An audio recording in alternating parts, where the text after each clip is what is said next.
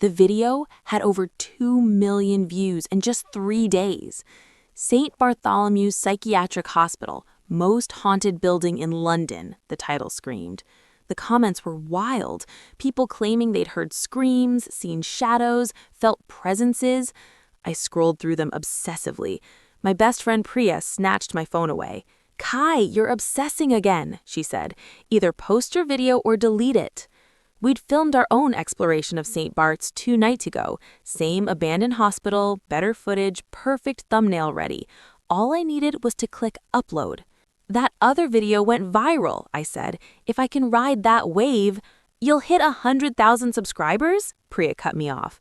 "Mate, maybe the universe is telling you something. We shouldn't have gone in there. It's abandoned public property. It's private property with no trespassing signs everywhere. We broke in, Kai. That's literally illegal." My phone buzzed. "Tyler, our third explorer, meeting at Costa in 20, need to talk about the hospital. Urgent." 20 minutes later, we squeezed into a corner booth. Tyler looked terrible. Dark circles, hands shaking as he opened his laptop. "I haven't slept since we went in there," he said quietly. "Something's been bothering me, so I went through all my footage." "What footage?" I asked. "I thought I was editing everything." "I kept copies." He pulled up a video file. "Look at this, from when we were in the main corridor." The footage showed us walking down a hallway lined with rusted beds and abandoned wheelchairs. Our torches created wild shadows. "Watch the far end, behind us." In the darkness, behind us, barely visible, was a light, yellowish, like candlelight, and it was moving. "That's just a reflection," I said, unconvincingly. "That's what I thought, until I found this." He opened another file, the children's ward. While Priya and I talked to camera, Tyler had panned around the room, and there, in the corner through a doorway, was a figure, a tall person wrapped in dark clothing, standing absolutely still in the shadows. Priya gasped. "Is that—" "A person," Tyler finished. "Someone was in there with us." My mouth went dry. The figure was perfectly still, and if you weren't looking for it, you'd miss it completely. "Maybe another explorer?" Priya suggested weakly. "At 2 in the morning without a torch?" Tyler shook his head. "That's not even the worst part." He opened a third file. "This is when I was leaving alone, remember?" The footage showed Tyler jogging through corridors, clearly spooked. Then he stopped completely, his torch aimed ahead at a set of double doors marked Morgue. The doors were opening, slowly, steadily. In the video, Tyler turned and ran. "Did you see who opened them?" Priya whispered. "No, because those doors were chained shut. Remember? We tried to get in earlier but couldn't." "So either someone removed the chains," Priya said slowly, "or someone was already inside." We sat in silence.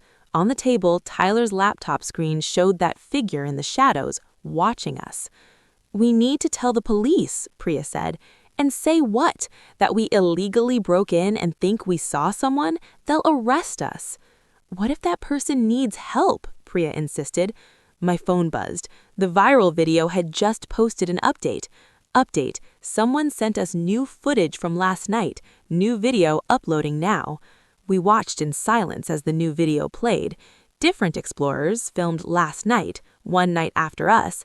They'd found something on the 3rd floor. Evidence of someone living there. A sleeping bag, tinned food, candles, medical supplies, and books stacked against walls. But that wasn't the worst part.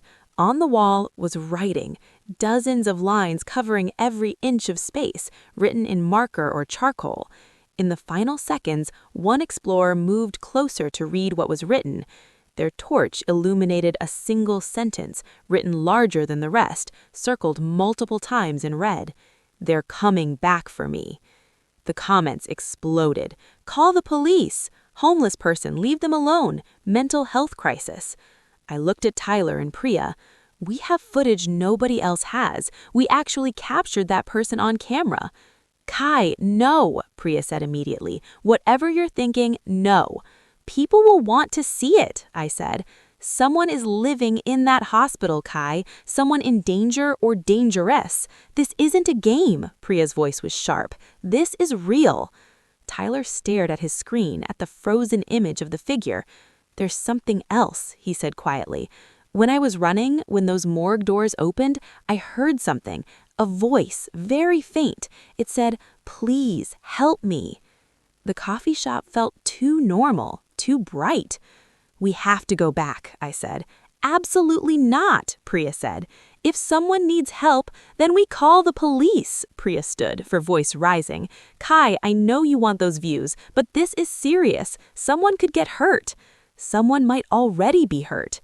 Priya grabbed her bag. "You two are mental. I'm not going back there. Some boundaries exist for good reasons. That hospital is dangerous, illegal, and whoever's there is hiding for a reason." She walked out. Tyler sighed. "She's right, you know." "Yeah, I'm going anyway." Tyler closed his laptop. "Then I guess I'm going with you. Someone needs to keep you from doing something completely stupid." We agreed to meet at midnight, same entry point. Tyler left to get equipment ready. I sat alone, staring at the viral video. Then I noticed something I'd missed. In one frame, among the supplies, there was a newspaper visible. I zoomed in. The date was from 2 weeks ago, so whoever was living there had recent access to the outside world. They weren't trapped. They were hiding, by choice, which meant they had something to hide from. By 11:30, I was standing outside the fence again, watching Tyler cut through the wire. "Last chance to back out," he whispered. I thought about the figure in the shadows, the voice saying, "Help me," the desperate writing on the walls. "Let's go."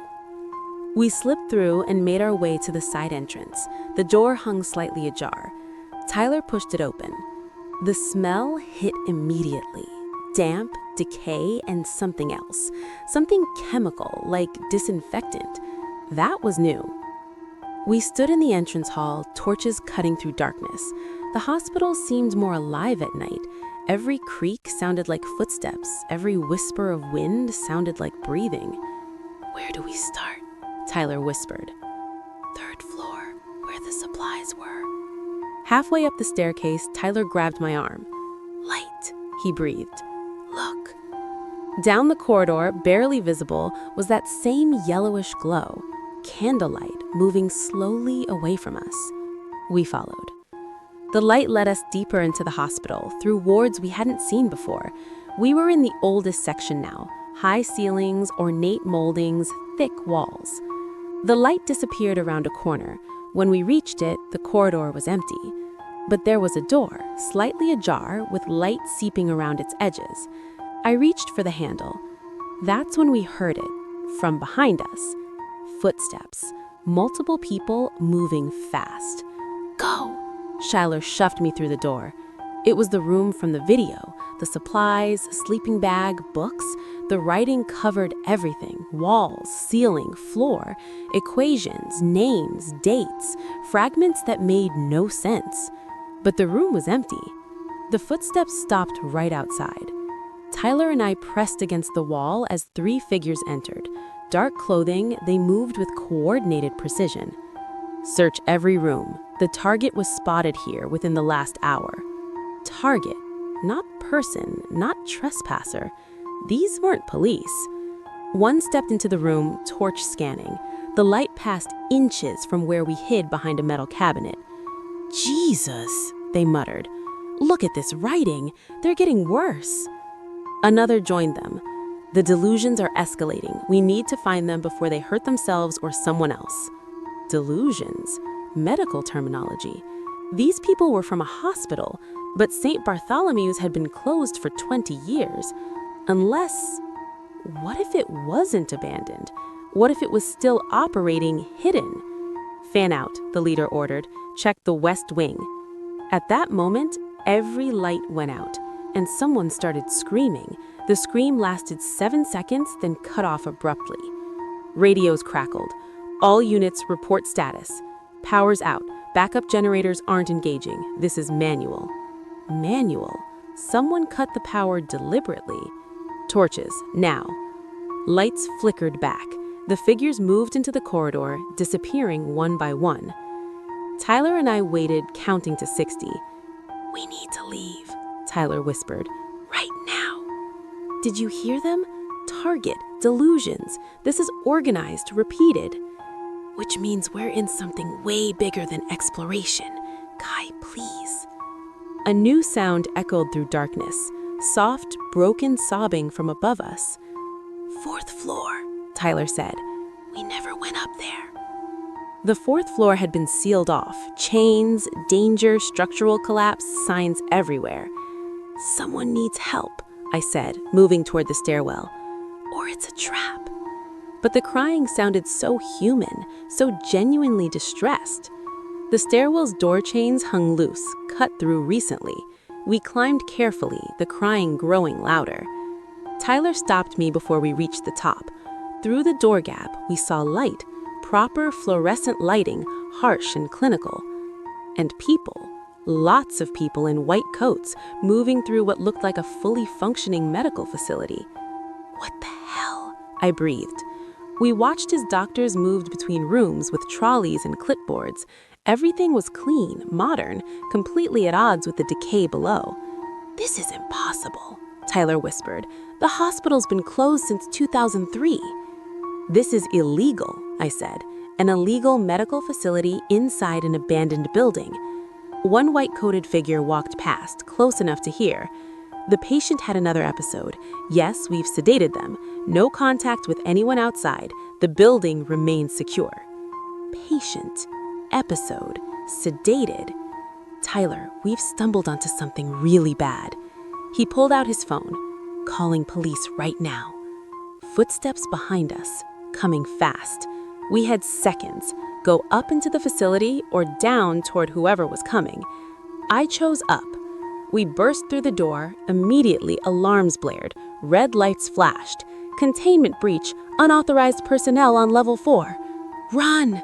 We sprinted down corridors, a maze of doors and branches. The pursuit echoed behind us. My lungs burned, but fear kept me moving. Tyler yanked me into an open room, slamming the door. We stood in darkness, listening to footsteps thunder past. When it was quiet, I clicked my torch on. A patient room. Bed with restraints, medical equipment, charts on walls. And sitting in the corner, knees pulled to chest, was a young woman with dark hair hanging in her face, hospital gown, bandaged wrists. When our light hit her, she looked up with terrified, relieved eyes. "You're not supposed to be here," she said quietly. "Neither are you," I replied, voice shaking. "What is this place?" "Officially, it doesn't exist. Unofficially," she laughed without humor, "it's where they put the people they can't explain." Tyler had his phone out, calling police. "No signal. They block everything on this floor." She stood unsteadily.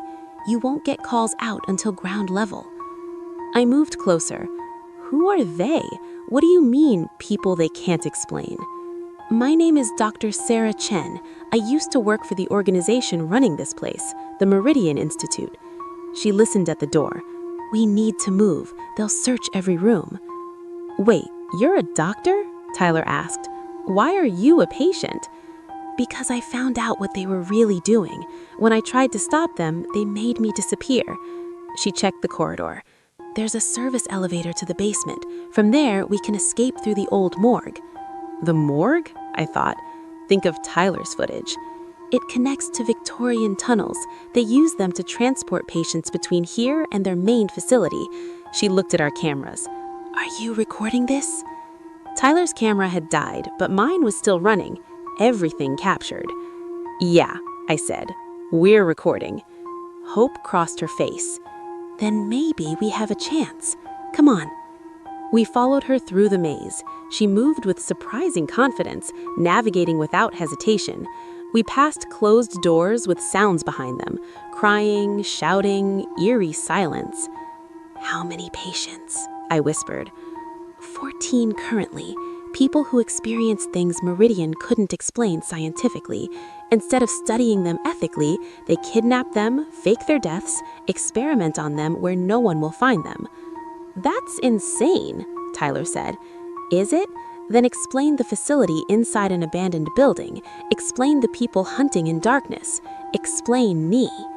She had a point. Sarah used a key card to unlock a door marked authorized personnel. Beyond was an old industrial elevator. We crowded inside. Sarah hit the basement button. The elevator lurched, descending with grinding machinery. "Why haven't you escaped before?" I asked. "I did, twice. They found me within hours. They have people everywhere. Police, hospitals, government agencies. Meridian has reach you can't imagine." She looked at my camera. "But they can't control social media, can't stop a viral video. If you get this footage out before they discredit it..." The elevator stopped, doors opened to darkness. The basement, oldest part of the hospital. Cold, damp air, heavy with earth and decay. Our torches revealed a corridor lined with metal doors. "The morgue's at the end," Sarah said. "From there, 10-minute walk through tunnels to an old closed underground station. You'll come up near King's Cross. Take the footage straight to a news station. Don't go home, don't call anyone. Just get it out before they stop you." "Wait, you?" Tyler said. "What about you?" Sarah smiled sadly. "I can't leave. There are 13 others still trapped. I need to get them out." "That's suicide," I protested. "Come with us." "By the time anyone believes you, Meridian will have moved everyone and destroyed evidence." She shook her head. "You get out, show the world, and then they'll have to act." She led us to the last door, the morgue. She pushed it open, and standing in the center, waiting, were 5 people in dark suits. The same 3 from before, plus 2 more, all wearing identical calm expressions. "Dr. Chen," the lead figure said, a woman with silver hair and cold eyes. "You've caused quite a lot of trouble tonight." Sarah stepped in front of us, protective. "Let them go. They're just explorers." "I don't think so." The woman's gaze fixed on my camera. "That recording, we'll be confiscating it." "The hell you will," I said. She smiled. "Brave but futile. This building is sealed. You're 3 floors underground. No one knows you're here, and we have convincing paperwork showing this is legitimate research." "Research?" Sarah's voice was sharp. "You're torturing people, experimenting without consent." "We're studying unique phenomena that could revolutionize human consciousness. These individuals represent invaluable opportunities." The woman gestured. The others moved to surround us. Nowhere to run. The door was blocked. This was it. Then the lights went out again. But this time was different. In darkness, I heard new sounds, many footsteps, doors opening, voices, lots of voices from above. When lights came back seconds later, everything had changed. The 5 suits were now surrounded. Standing in every doorway were people in hospital gowns, the other patients. All 13 plus Sarah made 14. And they were all holding things, scalpels, metal bars, whatever they'd found. "You've been so focused on hunting one of us," Sarah said quietly, "that you forgot the others." The silver-haired woman's composure cracked. "How? The sedatives?" "I've been weaning them off for weeks, replacing doses with saline.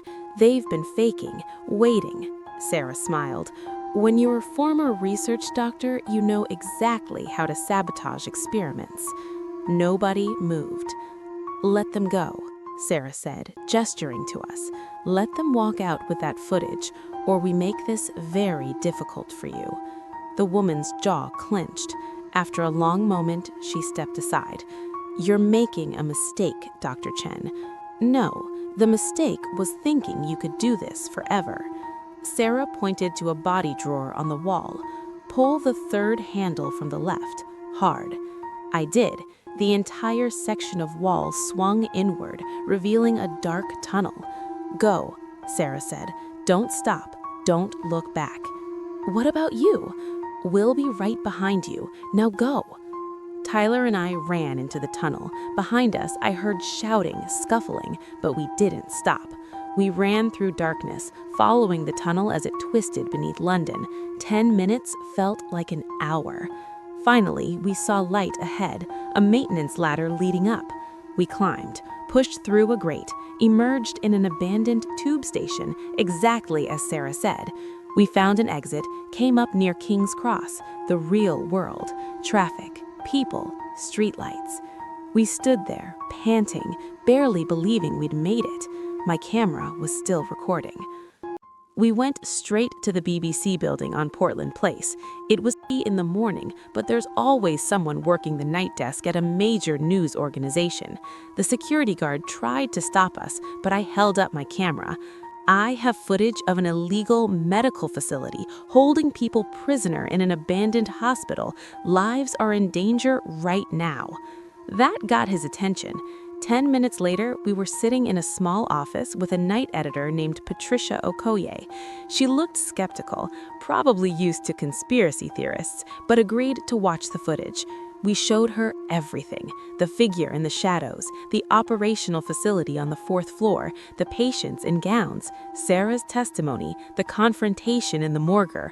Her skepticism disappeared quickly. If this is real? She picked up her phone. I need to make some calls. Don't move. Don't talk to anyone else. Within an hour, the office was full. Senior editors, legal team, even the news director had come in. They verified our footage wasn't edited, checked our identities, sent people to St. Bartholomew's Hospital to investigate. There's a problem, Patricia said, coming back from a phone call. Police went to the hospital. It's completely empty. No patients, no equipment, no evidence of anything you described. My stomach dropped. They moved everyone. Sarah warned us they would. But, Patricia continued, they did find recent tire tracks in the basement loading area, disturbed earth where tunnels had been recently accessed, and residue from medical equipment, enough to warrant further investigation. She leaned forward. Tell me everything you remember, every detail. We talked for 3 hours, described everything we'd seen, heard, experienced. They recorded it all, cross-referenced it with historical records of St. Bartholomew's Hospital. Turns out, St. Bart's had a darker history than anyone publicly knew. Experimental treatments in the 1960s, unexplained patient disappearances. It had been shut down in 2003 under suspicious circumstances, but the building had never been properly sold or demolished. It existed in a legal gray area, perfect for someone who wanted to operate without oversight. What about Sarah, Dr. Sarah Chen, and the other patients? Patricia checked her notes. We found records of a Dr. Sarah Chen who worked for a private research company called Meridian Institute. Officially, she resigned 18 months ago and moved abroad. No missing person report was ever filed. Because they made it look voluntary, I said. That's what she told us. They fake deaths or disappearances. The Meridian Institute, Patricia said slowly, is a legitimate organization. They do government-contracted research into human cognition and consciousness. Very well funded, very well connected. Which means they can cover this up, Tyler said quietly. Maybe, Patricia smiled slightly, or maybe your footage is enough to start asking questions they can't easily answer. The story broke 3 days later. Shocking footage reveals possible illegal medical facility, the BBC headline read. They showed portions of our video, carefully edited to protect the patients' identities, but showing enough to prove something was happening at St. Bartholomew's Hospital. Within hours, it was everywhere. Every news outlet, social media platform, trending worldwide. The original viral video that had started it all now seemed quaint compared to what we'd found. The Meridian Institute issued a statement denying everything, called our footage misleading and taken out of context, said we'd trespassed and were trying to profit from sensationalism. But then, other people started coming forward. Families who had members disappear after reporting unusual experiences, former Meridian employees who'd seen things that didn't sit right, even a former patient who'd escaped years ago but had never been believed. The government launched an investigation. Police raided several Meridian Institute facilities, and slowly the truth came out. Meridian had been running unauthorized research programs for over a decade, not at St. Bart's specifically. That had just been one location of many.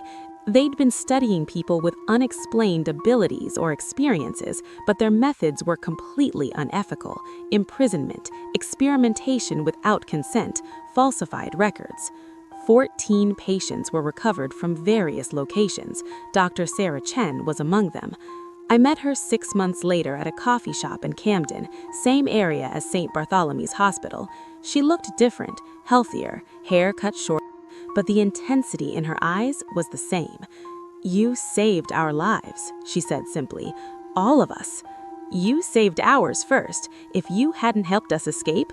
I knew the risk when I did it, but I also knew if I didn't, no one would know what was happening. She stirred her tea. "How's your channel doing?" I laughed. "Hit 1 million subscribers last month. Turns out exposing illegal medical experiments is good for views." "And you've stopped breaking into places?"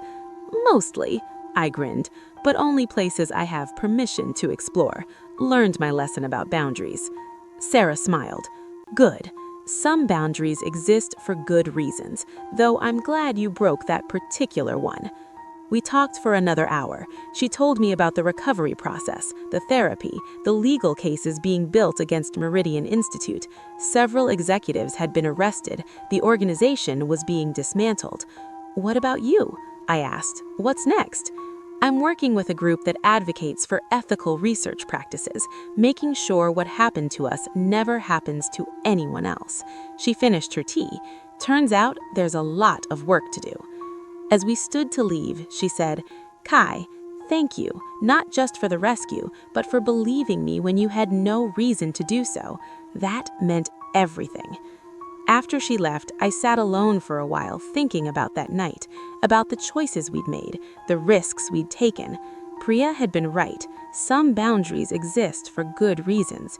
Trespassing is illegal. Breaking into abandoned buildings is dangerous. We could have been hurt or killed. But sometimes the right thing isn't the safe thing. Sometimes curiosity leads to consequences, but those consequences matter. We went looking for views and found something much more important. We'd crossed a line we shouldn't have crossed and ended up stopping something terrible. I'll never know if that makes it okay, but I know 14 people are free now who wouldn't have been otherwise.